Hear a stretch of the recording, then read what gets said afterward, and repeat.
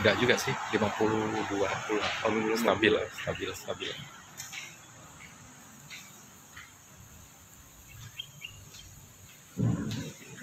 Sana ya tempatnya ya.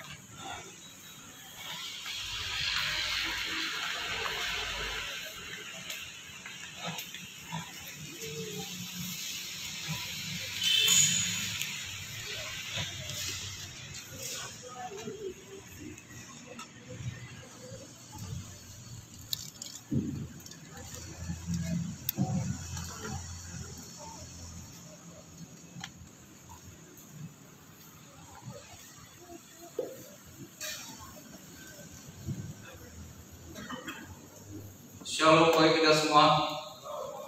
Shalom. Kembali kita hadir di rumah Bapak yang kudus ini dalam ibadah Minggu 20 Juni 2021.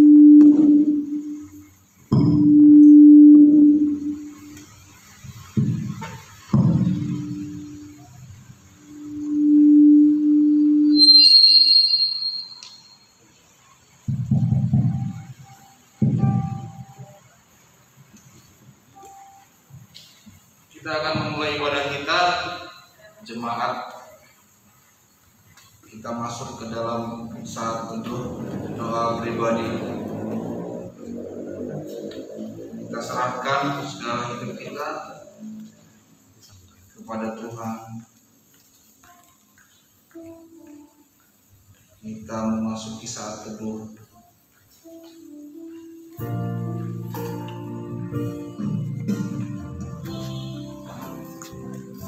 Sambil kita memanjatkan saat teduh kita akan bernyanyi masuk ruang Maha Kudus.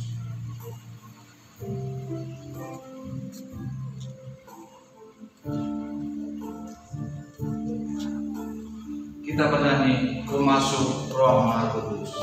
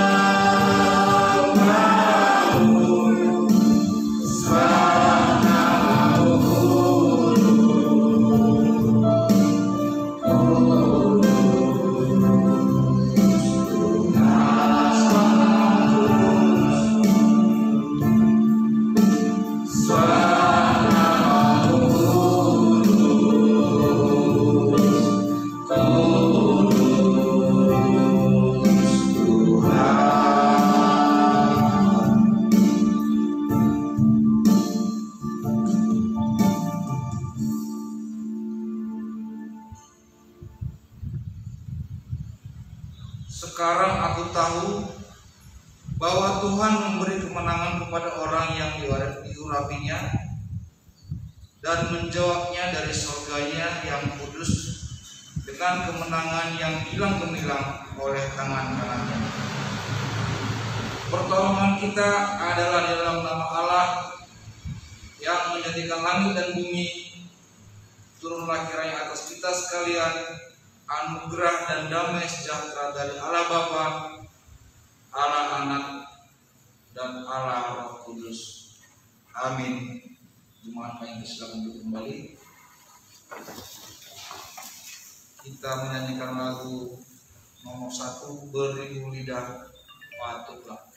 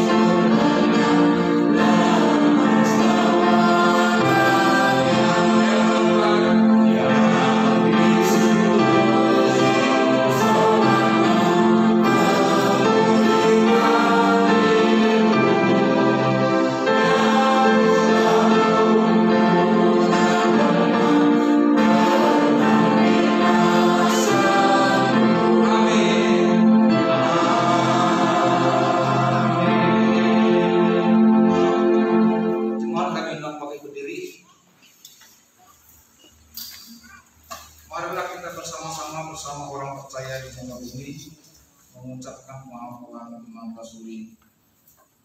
Aku percaya kepada Allah, Bapa yang Maha Kuasa, Khalik langit dan bumi, dan kepada Yesus Kristus anaknya yang tunggal Tuhan kita, yang dikandung daripada Roh Kudus, lahir dari anak darah Maria, yang berikan setelah di bawah pemerintahan Pontius Pilatus, disalibkan, mati dan dikuburkan, turun pada kerajaan maut.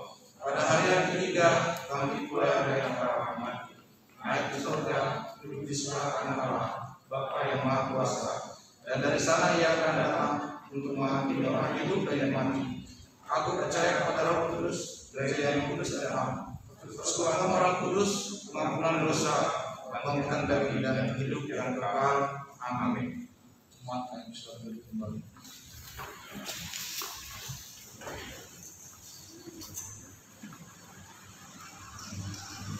Kita rendahkan hati, satukan pikiran kita berdoa.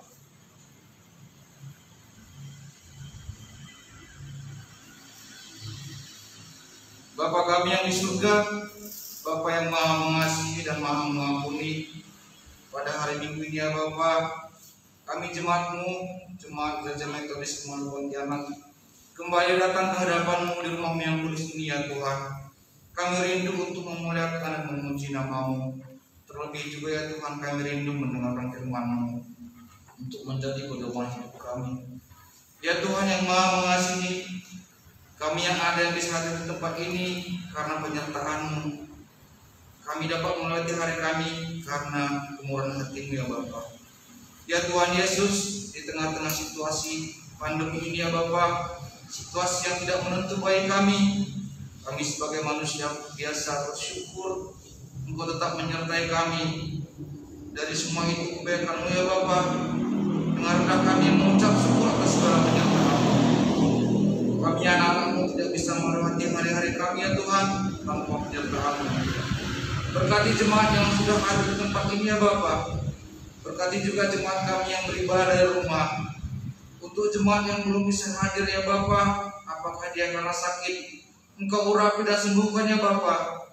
Jikalau mereka malas ya Tuhan, Engkau yang mengetuk pintu hatinya untuk menggerakkannya Bapa, sehingga kami bisa bersama beribadah kembali.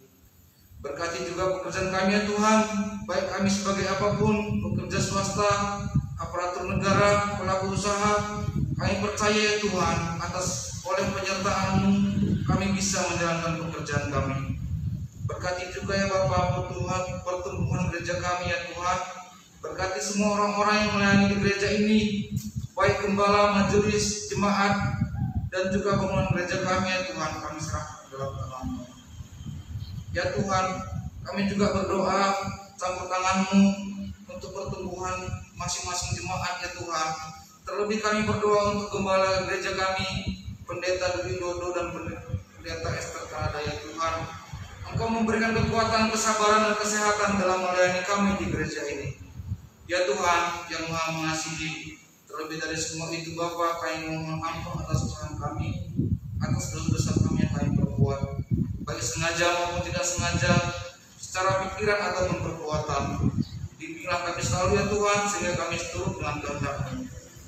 Dengan kerendahan hati kami panjatkan doa kami ya Tuhan. Kami mengucap syukur. Haleluya. Amin. Kita kembali bernyanyi dari nomor 80. Marilah orang berdosa.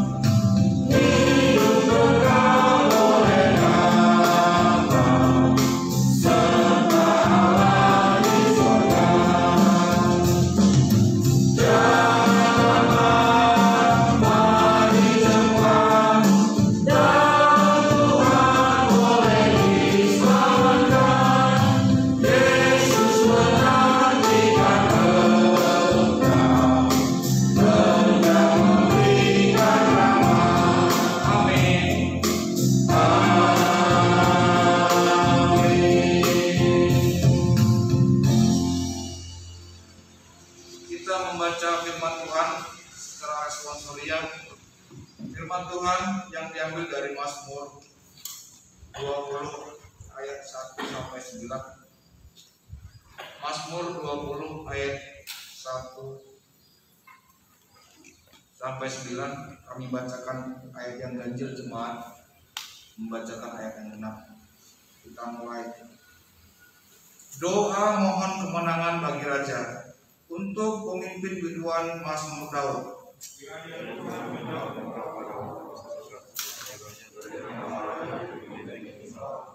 Kiranya dikirimkannya bantuan kepadamu dari tempat kudus dan disokongnya engkau dari Sion.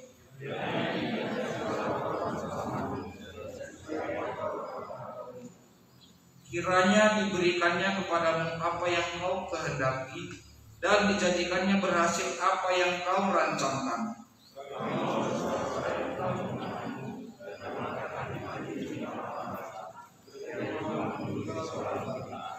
Sekarang aku tahu bahwa Tuhan memberi kemenangan kepada orang yang diurapinya dan menjawabnya dari surganya yang kudus dengan kemenangan yang gilang gemilang oleh tangan kanannya.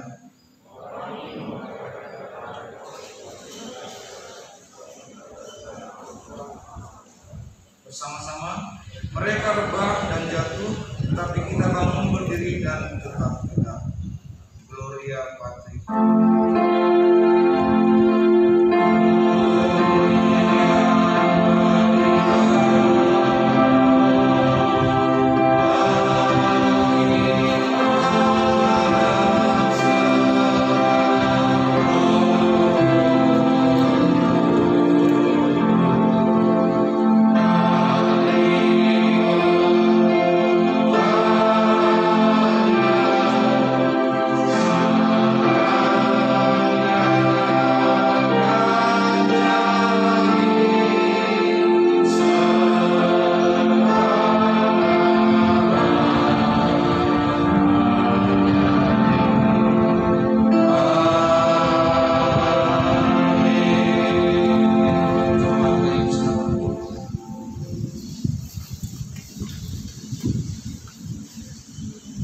Kita masuk dalam persembahan. Sebelum kita menyerahkan persembahan kita kepada Tuhan, marilah kita berdoa. Bapa kami yang di surga, kembali kami berdoa kepada-Mu ya Tuhan. Kami mengucap syukur atas berkat-Mu yang berlimpah pada setiap jemaat ya Bapa.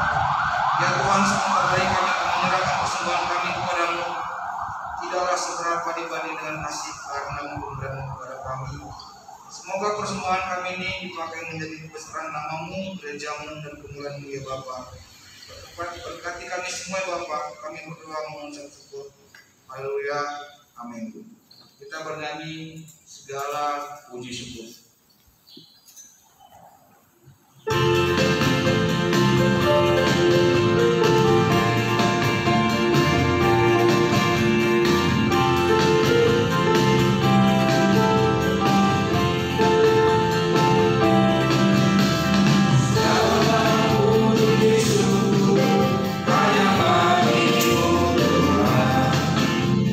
Segala yang layak dipuja.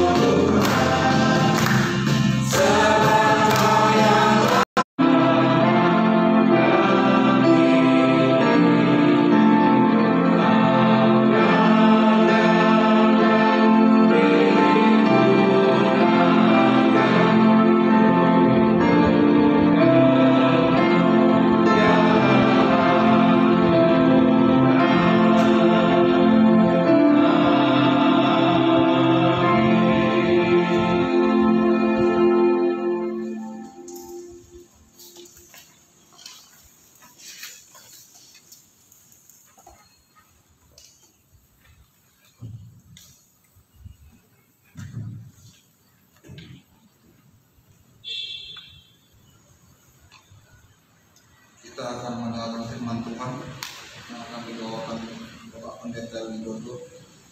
Namun sebelum itu kita panjatkan satu pujian hati hamba.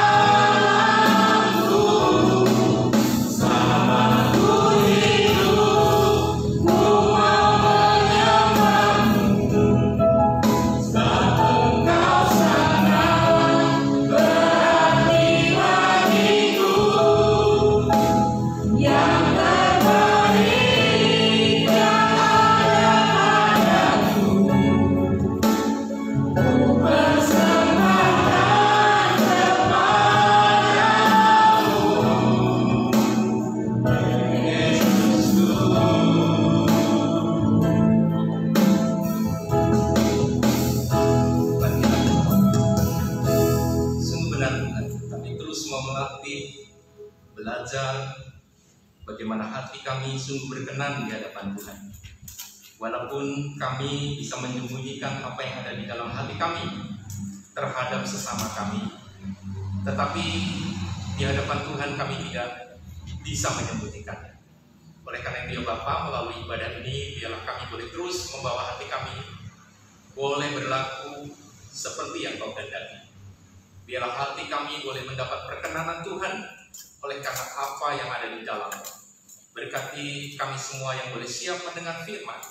Berbicaralah dan pakailah hamba-Mu untuk boleh memperdengarkan firman pada kesempatan ini. Kami sungguh menyerahkan waktu ini ke dalam tangan. Di dalam nama Tuhan Yesus kami sudah berdoa. Amin. Silakan duduk.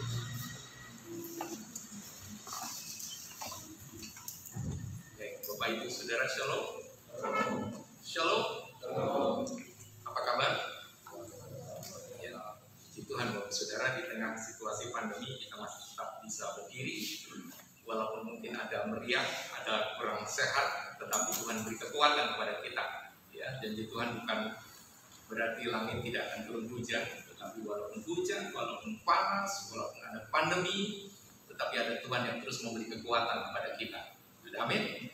Ya, mari kita membuka bagian firman Tuhan pada kesempatan ini. 1 Samuel 16 ayat 1 sampai 13. Saya akan bacakan bagi kita dengan agak cepat Bapak Ibu ya. 1 Samuel pasal 16 ayat 1 sampai 13, demikian firman Tuhan. Daud diurapi menjadi raja. Berfirmanlah Tuhan kepada Samuel, berapa lama lagi engkau berduka cita karena Saul? Bukankah ia telah kutolak sebagai raja atas Israel? Isilah tabung tandukmu dengan minyak dan pergilah. Aku mengutus engkau kepada Isai, orang Betlehem itu. Sebab di antara anak-anaknya telah kupilih seorang raja bagiku. Tetapi Samuel berkata, bagaimana mungkin aku pergi? Jika Saul mendengarnya, ia akan membunuh aku. Firman Tuhan, bawalah seekor lembu muda dan katakan, aku datang untuk mempersembahkan korban kepada Tuhan. Kemudian undanglah Isai ke upacara pengorbanan itu. Lalu aku akan memberitahukan kepadamu apa yang harus kau perbuat. Urapilah bagiku orang yang akan kusebut kepadamu.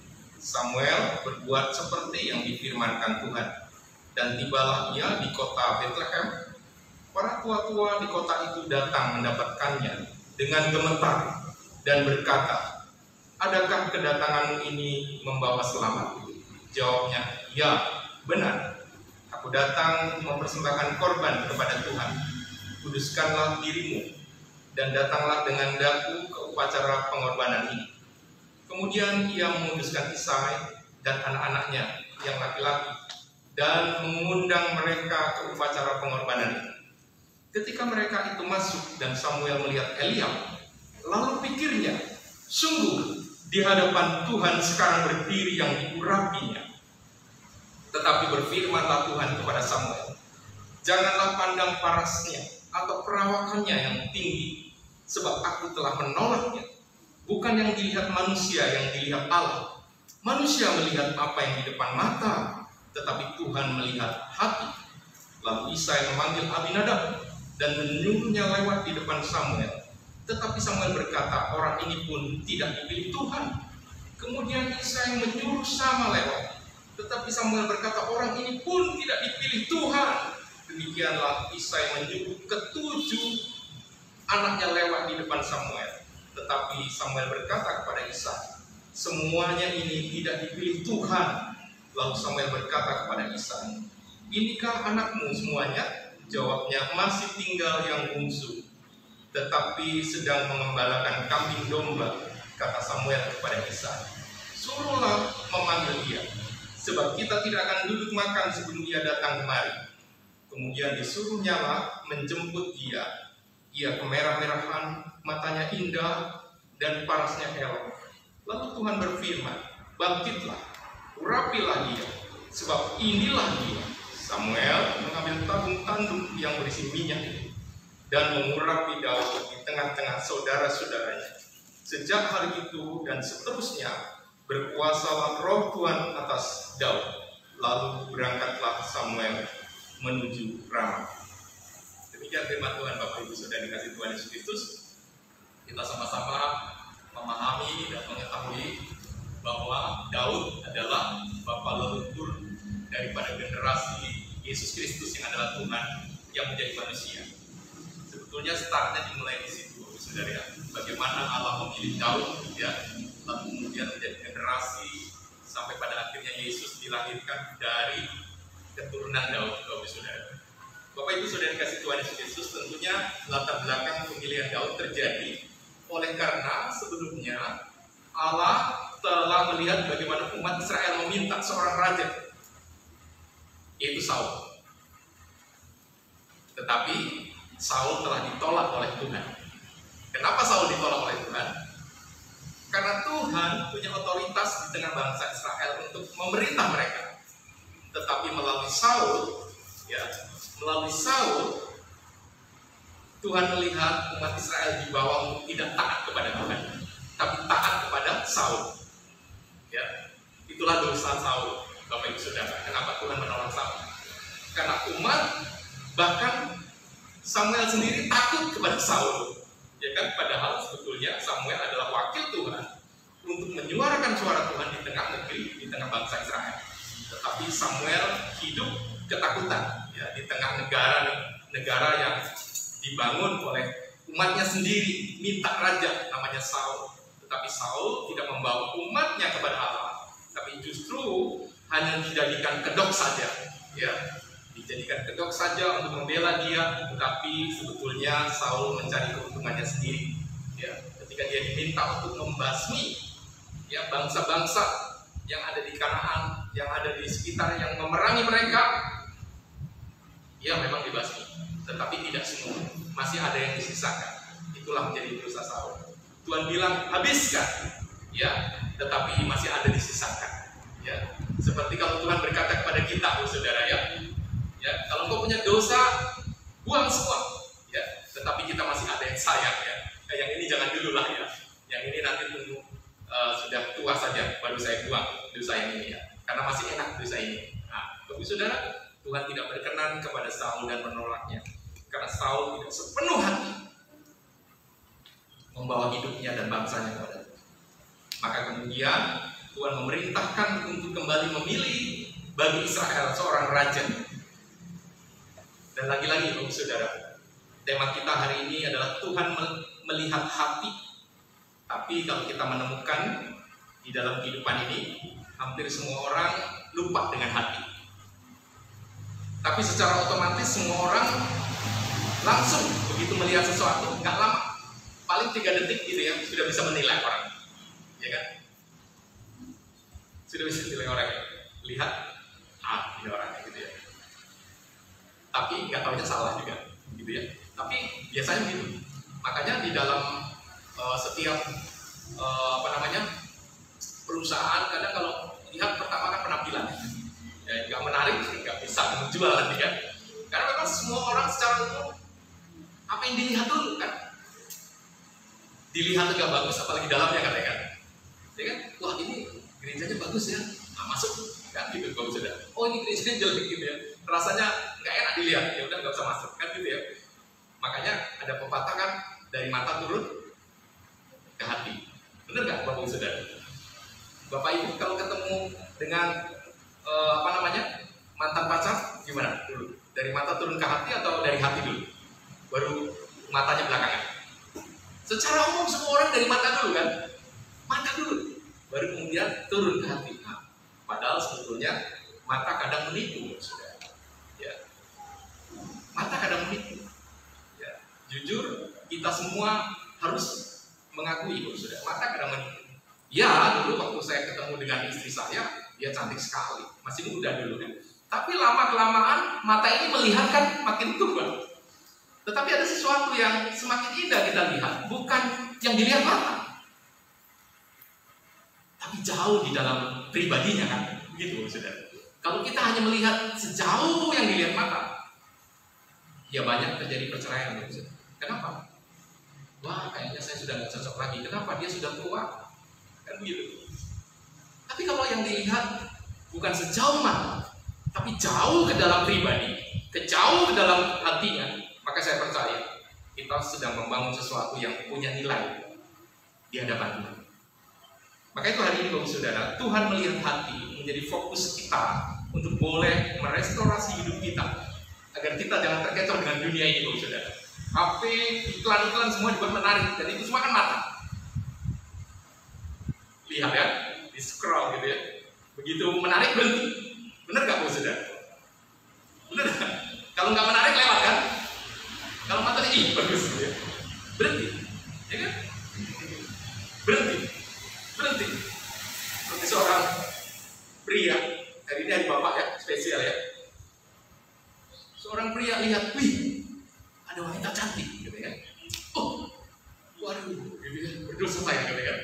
Dibuka lagi, berhenti lagi, karena cantik lagi kan. Wih, matanya menarik, maka berhenti pasti, ya kan? Aduh, dosa saya, mau ke gereja padahal. Ya, aduh, pokok bapak saya. Aduh, Tuhan, ampuni saya juga. Begitu, ya habis. Sayang gitu. Tapi sudah dikasih Tuhan Yesus. Mata kita seringkali menjadi fokus, seringkali menjadi acuan untuk kita memutuskan sesuatu. Termasuk Samuel, saudara. Samuel ketika diminta untuk mengurapi raja yang akan dipilih Tuhan, dia memakai apa? Matanya. Ya, tetapi puji Tuhannya Tuhan mendampingi dia, sehingga matanya bekerja melihat, wah ini dia orang yang dipilih Tuhan. Tapi Tuhan berkata, bukan ini, ya kan? Puji Tuhan ya, dia dipimpin Tuhan ya. Itulah seorang nabi ya.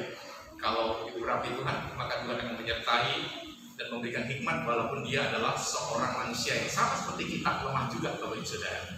Tapi ada Tuhan yang memberikan hikmat bijaksana kepada dia. Lalu lewat lagi, bukan ini lagi. Padahal semuanya gagah-gagah. Ada berapa?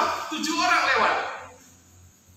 Maka yang ke-8, Daud yang tidak ada waktu itu sedang menggembalakan domba. Mungkin sedang terpinggirkan, anak bungsu, nggak ada hitungan. Mungkin maaf ya. Mungkin orang tuanya berpikir, ini sebenarnya udah cukup 7 lah ya, anak ya. Tapi nggak tahu kenapa tiba-tiba muncul 1 lagi ya. Kalau sekarang kita berpikir kan itu anugerah bonus ya. Tapi orang-orang zaman itu mungkin berpikir, wah ini celaka ya, tambahan yang nggak diduga-duga gitu ya. Sehingga akhirnya diperlakukan diskriminatif, difisikan.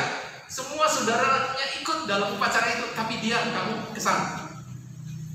Padahal secara umum anak bungsu harusnya disayangkan, ikut kemana-mana bapak mamanya. Tapi faktanya Daud tidak. Tapi faktanya Daud yang dipilih Tuhan. Inilah yang membedakan Daud yang menurut ukuran mata manusia tidak dipilih, tetapi Tuhan memilihnya. Bapak Ibu Saudara yang dikasih Tuhan Yesus Kristus, manusia memang cenderung untuk menghabiskan banyak waktu dan biaya demi memoles penampilan, karena memang dunia punya fakta begitu, Bapak Saudara. Ya, dunia punya fakta, kalau nggak enak dilihat, nggak ada hitungannya, kan gitu, Bapak Saudara. Tapi nggak ada salahnya, bukan? Kalau memang kita ada di tengah dunia begini, ya kita juga harus memperbaiki penampilan, kan gitu ya. Tetapi bukan itu fokusnya. Jangan sampai kita berusaha memperbaiki penampilan yang dilihat, tetapi hati kita tetap dalam kerusakan. Maka itu Bapak Ibu Saudara dikasih oleh Tuhan Yesus Kristus, bila kita hidup di tengah dunia yang punya nilai berbeda dengan Allah, tetapi kita tetap punya fokus, punya nilai yang benar daripada Allah. Tuhan memiliki standar yang berbeda dengan manusia. Tuhan ingin bukan sekedar apa yang nampak, tapi yang jauh di dalamnya, karena jauh yang tidak nampak itu yang mendorong untuk nampak, Bapak Saudara. Ya, yang ideal adalah apa yang nampak ini didorong dari dalam yang tidak nampak, Bapak Saudara. Walaupun kadang yang di dalam yang tidak nampak ini bisa memanipulasi yang nampak, Bapak Saudara. Tetapi yang jelas Tuhan ingin di dalam dulu dibereskan, baru kemudian yang keluar itu menjadi naluri gaya karena dorongan dari dalam yang telah dibereskan. Mengapa Tuhan memilih Daud, orang yang diurapi Tuhan? Mengapa Bu Saudara? Jawabannya karena hatinya. Jawabannya adalah hatinya. Ketika Samuel melihat semua yang kelihatan, lalu jawaban Tuhan tidak melihat apa yang kelihatan, tapi Tuhan melihat jauh ke dalam hati. Makanya Bu Saudara, kita bisa paham di sini, kenapa Tuhan memilih Daud? Karena hatinya. Karena hatinya. Bapak Saudara, kenapa memilih pasangannya? Karena hatinya, atau karena dompetnya, atau karena kegantengannya, kecantikannya? Ya itu kembali ke pribadi kita masing-masing, Bapak Saudara. Tetapi cara pandang Tuhan adalah Dia melihat hatinya, hati Daud. Kata hati, kalau Bapak Saudara punya Alkitab elektronik, coba cek ya. Mungkin berbeda satu dengan yang lain. Paling tidak, saya menemukan ada 876 kata. 876 kata yang mengatakan tentang hati, Bapak Saudara. Kalau dalam bahasa Ibrani itu lev, L-E-V, Bapak Saudara. Lalu dalam kata Yunani, kardia, yang memiliki hati. Pertama, pusat intelektual, itulah hati. Pusatnya di hati. Walaupun orang punya kecerdasan, kalau hatinya tidak baik, ya malah justru kepintarannya merusak dunia ini kan Bapak Saudara. Maka hati itu adalah sebuah pusat intelektual. Bagaimana hati dikuasai? Hati juga merupakan pusat perasaan. Makanya kalau orang ditanya, kamu sakit di mana? Di sini di hati. Kenapa? Padahal nggak diapa-apain ya. Ditampar nggak, dipukul nggak, karena ditinggalkan misalnya kan. Hatinya sakit karena di PHP, ya, diberi harapan palsu, ya kan? Di mana sakit? Di hati. Karena di situ ada rasa, perasaan. Dan umumnya wanita menggunakan di situ hati, ya. Makanya kalau wanita marah kan, kamu dasar nggak punya hati, gitu ya. Kalau pria otak kan, kalau pria marah seringkali bilang kepada perempuan, kamu nggak punya otak, kadang-kadang. Tapi sudah dikasih oleh Tuhan Yesus Kristus. Hati adalah pusat intelektual, hati adalah pusat perasaan, hati adalah pusat kehendak manusia. Semua dimulai dari hati, Saudara. Ya, semua dimulai dari hati. Jadi hati sebagai pusat yang mengontrol intelektual, perasaan, dan kehendak manusia. Makanya kenapa hati dilihat? Siapa yang bisa lihat hati? Tuhan bisa lihat dan kita bisa tahu hati kita. Maka ini sifatnya pribadi saya dengan Tuhan. Allah melihat hati. Makna hati dalam Alkitab seringkali berdekatan dengan moralitas dan kehidupan rohani. Hati. Kalau hatinya baik, maka jelas mendorong moralitas dan kehidupan rohaninya baik. Seperti Amsal berkata, menjelaskan bahwa segala sesuatu yang kita lakukan mengalir dari hati kita. Hati adalah inti atau esensi dari jati diri kita. Ya, makanya Yesus bilang, di mana hatimu berada, di situ hartamu berada. Ya kan? Hartamu di mana? Sekarang engkau hatimu di mana? Ya, kalau sedang beribadah kepada Tuhan, puji Tuhan. Ya, yang di rumah, di mana? Sedang online. Ya, sekarang hatimu di mana, Saudara? Ya? Kadang saya berpikir, ya, bagaimana dimanapun kita semua seharusnya bisa beribadah, Saudara. Karena tergantung hati kita. Ya. Bagaimana kita bisa duduk beribadah kepada Tuhan secara pribadi tergantung hati kita. Ya, hati kita di mana? Ya, karena disitulah kita menunjukkan kualitas diri kita. Orang yang baik mengeluarkan barang yang baik dari perbendaharaan hatinya yang baik, dan orang yang jahat mengeluarkan barang yang jahat dari perbendaharaan yang jahat. Karena yang diucapkan mulut meluap dari hati. Begitu, Saudara. Jadi apa yang diucapkan oleh mulut keluar dari hati. Maka itu Bapak Saudara yang kasih Tuhan Yesus Kristus, Daud adalah pilihan Allah. Kenapa alasan? Karena hatinya. Nah, bagaimana hatinya? Dia adalah orang yang tidak sempurna sama seperti kita. Kalau kita membaca sejarahnya, dia juga pernah jatuh, Bapak Saudara. Tapi dia punya kualitas hati yang sungguh berkenan di hadapan Tuhan.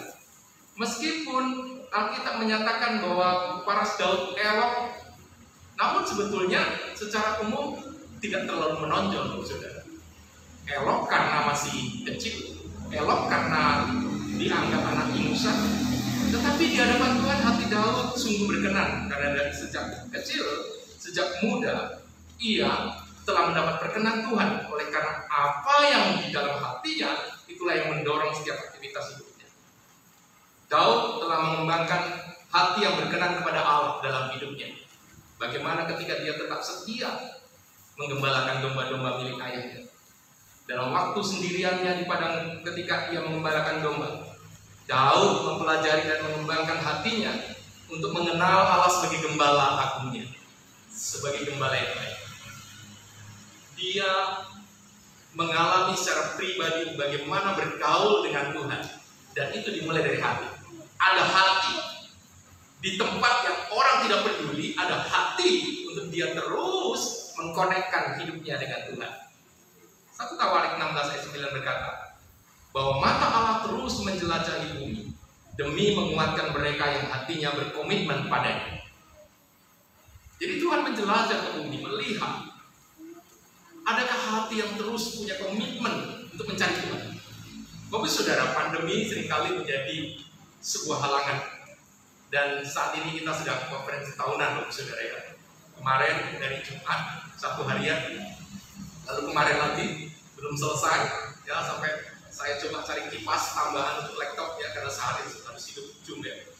Ya, kita berkonferensi, Bapak saudara. Dan hampir semua kegiatan dan rencana tanda kutip gagal. Kenapa alasannya? Pandemi. Minta maaf ya, pandemi. Pandemi membuat semuanya gagal, Bapak saudara. Tetapi, Bapak saudara, saya ingin mengajak kepada kita, pandemi jangan jadikan alasan. Ya, mari kita berbenah diri. Pandemi memang ada, tidak bisa kita pungkiri. Memang ada pembatasan-pembatasan. Tetapi saya percaya di tengah pandemi juga tetap ada peluang untuk kita sebagai anak Tuhan. Amin. Ya, di tengah pandemi saya percaya pasti Tuhan sedang menggiring kita untuk mengupgrade diri kita yang tadinya punya aktivitas rutinitas yang seperti ini, maka kemudian berubah. Kalau nggak berubah, nggak bisa, Bapak saudara. Kita harus terbiasa dengan Zoom, kita harus terbiasa rapat-rapat dengan online, kita harus terbiasa melakukan penginjilan lewat online. Dan ternyata itu juga bisa efektif, Bapak saudara. Justru di tengah pandemi ini banyak orang sedang mengalami kesendirian di rumahnya, kesendirian di dalam hidupnya, mungkin sedang diisolasi, sedang mencari-cari perlindungan, dan akhirnya Tuhan menggerakkan satu media untuk muncul di hadapannya ketika dia buka, dan hatinya terpaut, dan akhirnya dia boleh percaya, saudara. Di tengah pandemi terjadi penginjilan, dan banyak orang yang tadinya tidak bisa mengikuti ibadah di gereja oleh karena orang lain padahal hatinya rindu, tapi karena pandemi ibadah bisa diakses di dalam kamar, saudara. Sehingga bukan hanya orang Kristen, minta maaf, bukan hanya orang Kristen, kita terbuka ibadah kita ya hari ini pun, Bapak saudara. Saya percaya ada yang mengikuti yang bukan orang Kristen. Dan bebas juga. Kita hanya Allah di tangan Tuhan. Kita menyembah dengan sungguh-sungguh, dunia menyaksikannya. Kita menyampaikan kebenaran, dunia menyaksikannya, dan Roh Kudus bekerja menolong orang-orang yang sungguh punya hati untuk mencari kebenaran, sehingga orang itu boleh diselamatkan.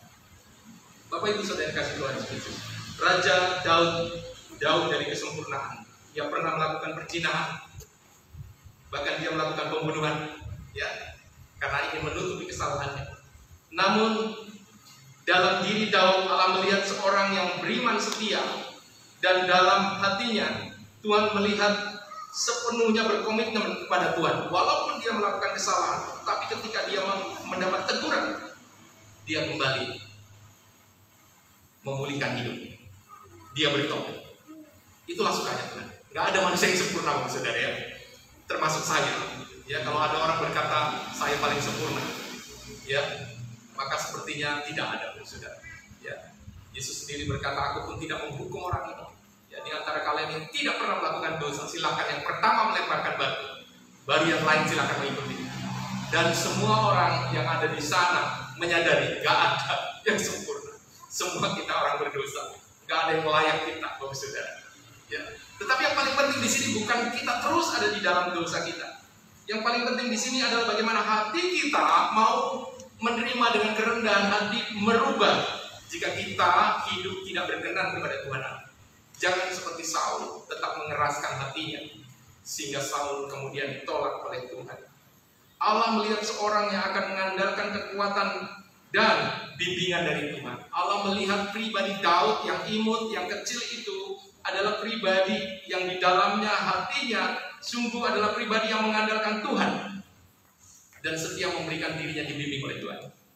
Makanya dalam kisah sekolah minggu yang sering didengar oleh sekolah minggu, kalau kita udah biasa dengar ya, bagaimana Daud yang kecil itu menghadapi Goliat. Tak mungkin, tapi menjadi mungkin. Goliat yang besar dikalahkan hanya dengan seorang anak kecil dengan senjata yang sangat minim, tetapi itu terjadi. Firman Tuhan berkata, Daud mendatangi Goliat dengan nama Tuhan. Itu kekuatan, saudara. Dan itu pribadi yang sungguh dibanggakan oleh Tuhan. Allah melihat seorang yang dapat menyadari dosa dan kegagalan yang ada dalam dirinya dan melakukan pertobatan, minta ampun, dan Tuhan memberikan pengampunan. Allah melihat dalam diri Daud seorang yang mencintai Tuhannya. Nah itu saudara, hati mencintai Tuhan. Di hati itu ada cinta untuk Tuhan. Tuhan bisa lihat. Makanya Bapak Saudara, mari kita membawa hati kita yang tidak kelihatan itu, betul-betul hati yang mencintai Tuhan. Ya, hati yang mencintai Tuhan. Bapak Saudara, nggak mudah ya. Kadang dunia lebih kita cintai daripada Tuhan. Tapi Tuhan sedang mencari hati yang tidak kelihatan, yang saya pun tak bisa melihat, temanmu tidak bisa melihat, suami istrimu tak bisa lihat hatimu. Tapi Tuhan bisa melihat dan sedang mencari hati yang mencintai Tuhan. Dan Daud memilikinya. Dan Daud mendapat perkenan daripada Tuhan. Sama saya dan Bapak Ibu Saudara, saya juga belajar terus melatih bagaimana hati ini memiliki kecintaan. Saya minta sama Tuhan, berikan aku hati yang sungguh-sungguh mencintai. Sehingga ketika aku melakukan sesuatu, itu nggak berat lagi, Bapak Saudara. Kenapa? Cinta. Kalau kita cinta, maka kita melakukannya nggak akan berat, Bapak Saudara. Ya, makanya kalau Bapak Ibu Saudara menyaksikan pendeta-pendeta makin lama, korbannya makin panjang. Karena dia merasa nggak berat. Dia merasa memang sebuah dorongan yang kuat untuk menyampaikan kebenaran. Walaupun ada juga yang sengaja dipanjang-panjangin supaya jemaatnya nggak sempat jalan-jalan lagi. Tetapi saya mau katakan, semakin kita memiliki hati yang sepenuhnya mengasihi Tuhan, kita melakukan sesuatu untuk Tuhan itu nggak ada beratnya, saudara. Amin. Semakin besarnya cinta kita dengan Tuhan, apapun yang kita lakukan untuk Tuhan itu sangat indah. Justru kita sedang mencari apa yang Tuhan mau. Seperti seorang yang sedang jatuh cinta, begitu dia tahu kesukaan pacarnya atau orang yang dicintainya, dia pasti akan lakukannya dengan sukacita, saudara. Dengan suka. Kenapa? Hati yang mencintai, saudara. Maka Allah melihat hati Daud.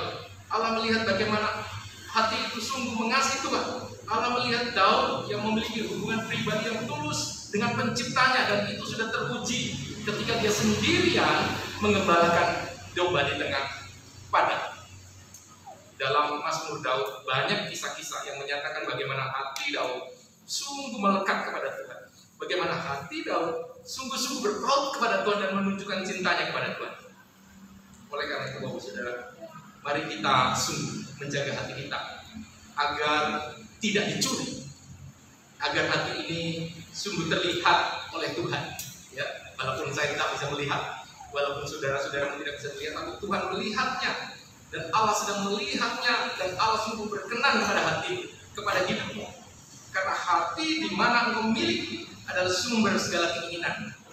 Kalau hatimu baik, keinginanmu baik. Kalau hatimu sungguh mengasihi Tuhan, saya percaya hidupmu pasti juga berkenan kepada Tuhan. Karena orang yang suci hatinya, Matius katakan, dia akan melihat Allah. Ada Allah yang memimpin di tengah pandemi. Hati kita jaga. Ya, kadang kita terpancing emosi karena situasi pandemi, saudara ya.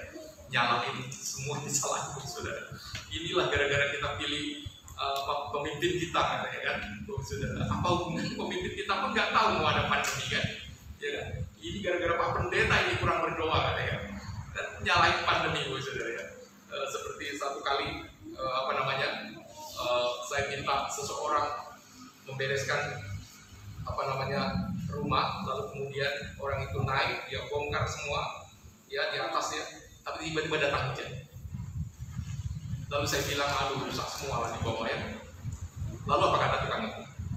Pak Pendeta nggak berdoa, katanya. Wah, kaget saya nggak berdoa ya. Kaget juga saya. Wah, apa iya? Saya nggak berdoa ya. Karena dia bongkar, tidak memperhitungkan kalau datang hujan, sehingga dia pikir ya biasanya sore dibongkar semua, lalu kemudian baru selesai dibongkar hujan deras datang, saudara. Lalu saya bilang, aduh gimana sih Pak, masa nggak dipikirin kalau datang hujan gimana, harusnya ditutup dulu plastik, harusnya ditutup ini, disiapkan ini. Pak pendeta nggak berdoa kan? Waduh, kaget juga saya, tapi sebagai hamba Tuhan ya kita suka cita ya, senyum, berusaha mengendalikan diri, saudara. Dan Roh Tuhan menolong mengendalikan diri. Bagus saudara, seringkali dalam situasi ini kita menyalahkan satu dengan lain, sehingga hati kita yang seharusnya tetap bersih terkontaminasi. Sampah yang dibuang orang masuk ke hati kita, harusnya sampah itu biarlah tetap disangkut, saudara. Tetapi kadang kita tidak menyadari, dibuang lalu masuk ke hati kita, saudara, sehingga kita pun tak bisa tidur dan lain sebagainya. Karena itu biarlah kita tetap menjaga hati kita tetap bersih, karena orang yang hatinya bersih akan melihat bagaimana Allah memimpin, seperti Matius katakan. Karena Kristus tinggal di dalam hati orang percaya. Ingat bahwa saudara, jangan kotori. Kenapa? Di sana ada Tuhan. Ya, di sana ada Roh Kudus. Di sana ada perkenan Tuhan. Satu-satunya anugerah Tuhan yang sungguh luar biasa kepada kita orang percaya adalah karena darah Yesus yang telah menyucikan hidup kita, sehingga tempat ini yang kotor ini, tempat ini yang berdosa ini boleh berkenan dijadikan tempat tinggal Allah. Kenapa? Allah telah menguduskannya. Tetapi jangan biarkan kita mengotorinya, Bapak Saudara. Mari kita pelihara hati kita tetap berkenan kepada Tuhan, sehingga Tuhan selalu melihat kita dan kita boleh mengalami terus anugerah dan pemeliharaan daripada Tuhan di tengah-tengah pandemi ini. Kalau saat ini, Bapak Saudara, engkau masih fokus dengan yang lahir ya, yang kelihatan, nggak ada salahnya. Silahkan teruskan, ya nggak ada salahnya ya. Jangan sampai nanti berubah ya. Yang pulang dari gereja langsung bilang, udah, bosku bilang nggak usah pakai bedak lagi, ya, nggak usah dibelikan bedak, ya, udah nggak usah sulam-sulam alis, nggak usah pakai alis dikerok aja, nggak usah, nggak, Bapak Saudara, tidak, tetap silakan, ya, yang mau pakai bedak tetap pakailah, ya, supaya indah dan enak dilihat, Bapak Saudara. Tetapi mari fokus kita sekarang mulai bagaimana memoles penampilan yang di dalam. Bagaimana hati ini terus diperbaharui agar kita menjadi pribadi yang berkenan di hadapan Tuhan. Itu kuncinya, saudara. Ya, orang tidak tahu, tapi engkau yang mengetahuinya. Ya, di tengah pandemi banyak kita waktu untuk hati ini dibereskan, saudara. Kalau ada ular di sana, buang, keluarkan. Kalau ada racun di sana, buang, keluarkan, saudara. Biarlah kebenaran firman, biarlah nilai-nilai yang baik yang ada di hati itu, sehingga termanifestasi keluar menjadi sebuah sikap kehidupan yang saya percaya itulah cara kita mencari perkenan daripada Tuhan. Kalau Saul ditolak Tuhan, ialah kita, ialah Daud, ialah kita semua yang ada di tempat ini boleh mendapat perkenan Tuhan, sehingga kehidupan keluarga kita sungguh diberkati, anak-anak kita diberkati, gereja kita diberkati, dan juga semua kerinduan-kerinduan kita boleh mendapat perkenan Tuhan. Amin. Mari kita berdoa. Terima kasih ya Bapak, hari ini kami bersyukur karena Engkau menolong hamba-Mu yang hina ini untuk boleh menyampaikan firman dan memberikan pencerahan kepada kami semua untuk kembali hidup sesuai dengan kehendak Tuhan. Biarlah kami belajar dari Daud yang terpinggirkan, Daud yang dipandang sebelah mata, bahkan tak dipandang, namun Tuhan melihat hatinya dan mengurapinya dan berkenan kepadanya. Terima kasih Bapak. Kami rindu setiap pribadi lepas pribadi yang mendengar firman sungguh mengetahui masalah di dalam hati kami, sehingga kami boleh membereskannya untuk kemudian kami boleh mendapat perkenan daripada Tuhan. Terima kasih ya Bapak. Kami menyerahkan seluruh jemaat-Mu hanya ke dalam tangan. Di dalam nama Tuhan Yesus kami sudah berdoa. Amin. Mari kita responi firman Tuhan dengan pujian yang mengatakan, ku tak membawa apapun juga saat ku datang ke dunia. Ku tinggal semua pada akhirnya saat ku kembali ke surga. Namun inilah yang ku punya, hati sebagai hamba yang mau taat dan setia kepada-Mu. Kemanapun ku bawa hati yang benar, ku tak membawa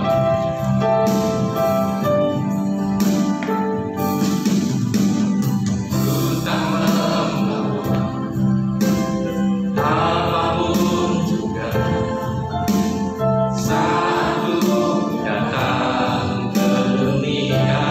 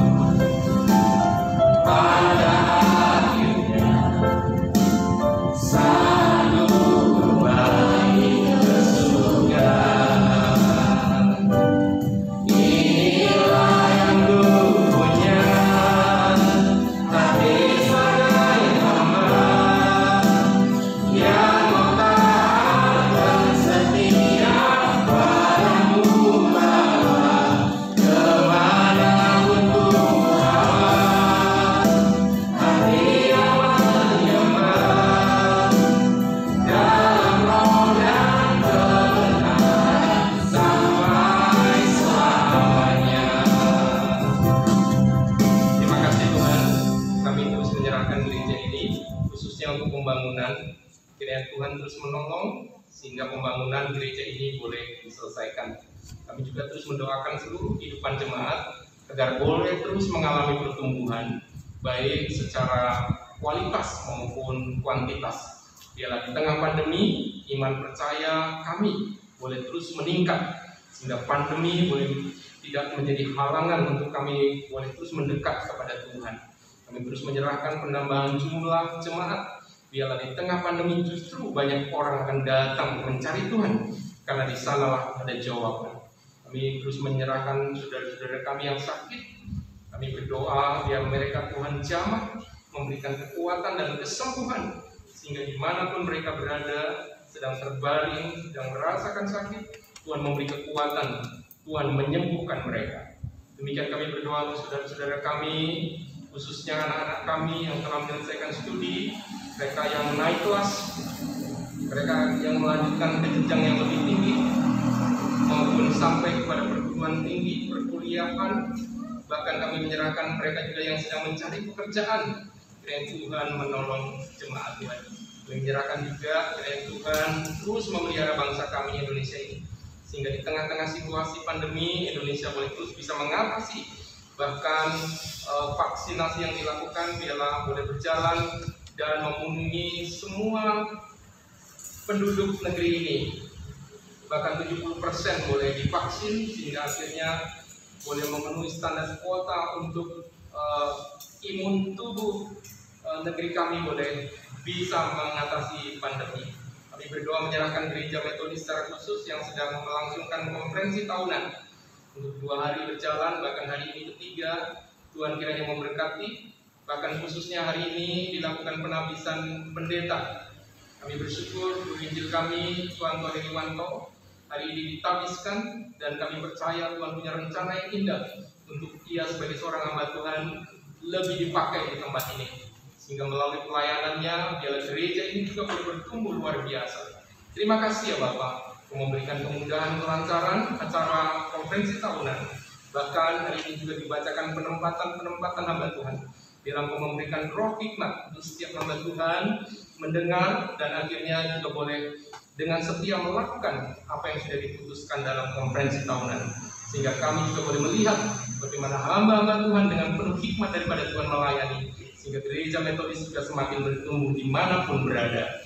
Terima kasih Bapak, ini doa kami naikkan di hadapan-Mu di dalam nama Tuhan Yesus yang sudah mengajar kami doa Bapa kami. Bapa kami yang di sorga, dikuduskanlah nama-Mu, datanglah kerajaan-Mu, jadilah kehendak-Mu di bumi seperti di sorga. Berikanlah kami pada hari ini makanan kami yang secukupnya, dan ampunilah kami akan kesalahan kami, seperti kami juga mengampuni orang yang bersalah kepada kami. Dan janganlah membawa kami ke dalam pencobaan, tetapi lepaskanlah kami daripada yang jahat. Karena Engkau yang punya kerajaan dan kuasa dan kemuliaan sampai selama-lamanya. Amin.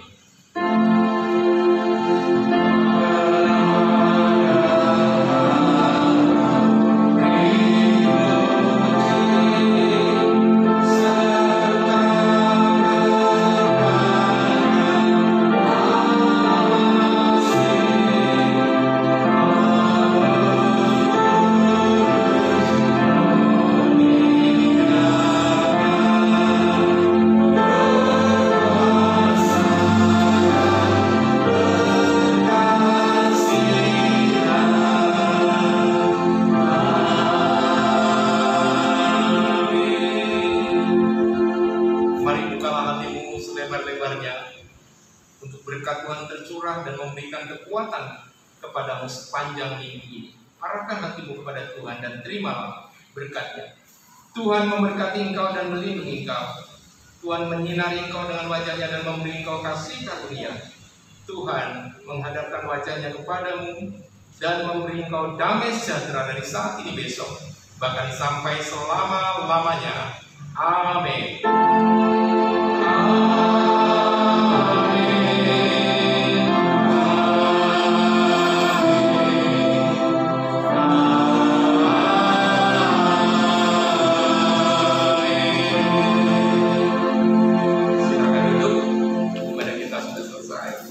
Tuhan memberkati kepada kita semua.